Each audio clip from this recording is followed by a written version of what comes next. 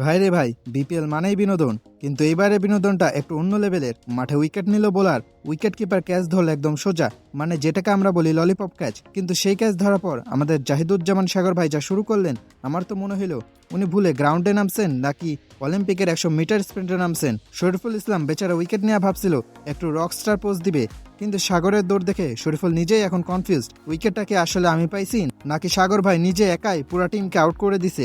একটু খেয়াল করেন ভাই, একটা স্ট্রেট ফরওয়ার্ড ক্যাচ আর একটা সাধারণ রান আউট, এর জন্য যে এনার্জি সাগর ভাই খরচ করলেন তাতে আমার ভয় হচ্ছে ফাইনালে যদি কোনো ব্লাইন্ডার নিয়ে নেন, ধরেন মুশফিকের মতো ডাইভিং ক্যাচ কিংবা লিটন শনের মতো একদম চিতার মতো ক্ষিপ্রতায় কোনো স্টাম্পিং করলেন, তখন কি হবে? আমার তো মনে হয় মিরপুর স্টেডিয়াম ছোট পড়ে যাবে। সাগর ভাই দৌড়াতে দৌড়াতে সোজা গাপ্তলে গিয়ে থামবেন, আর পারভেজ ইমন যদি বাউন্ডারিতে কোনো উড়ন্ত ক্যাচ ধরে ফেলে, তখন সাগর ভাইয়ের রিয়াকশন দেখার জন্য আলাদা ক্যামেরা লাগবে। ভাইরে ভাই, এটা উদযাপন নাকি হার্ট অ্যাটাক দেওয়ার প্রস্তুতি, বুঝা বড় দায়।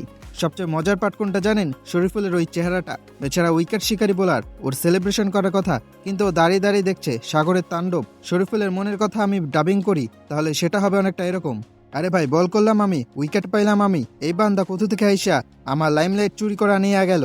আমি কি এখন সাইড রোল করতে আসছি নাকি? সাগর ভাইয়ের দৌড় দেখে মনে হচ্ছিল তিনি আসলে উইকেট উদযাপন করছেন না, বরং পিছনে মনে হয় পাওনাদা লাগছে।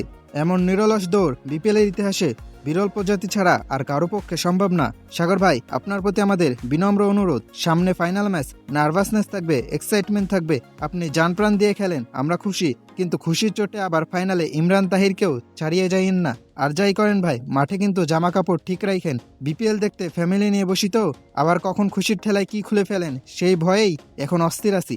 বিপিএল পিচ এমনিতেই আনপ্রেডিক্টেবল, আপনার সেলিব্রেশন তার চেয়েও বেশি খতরনাক।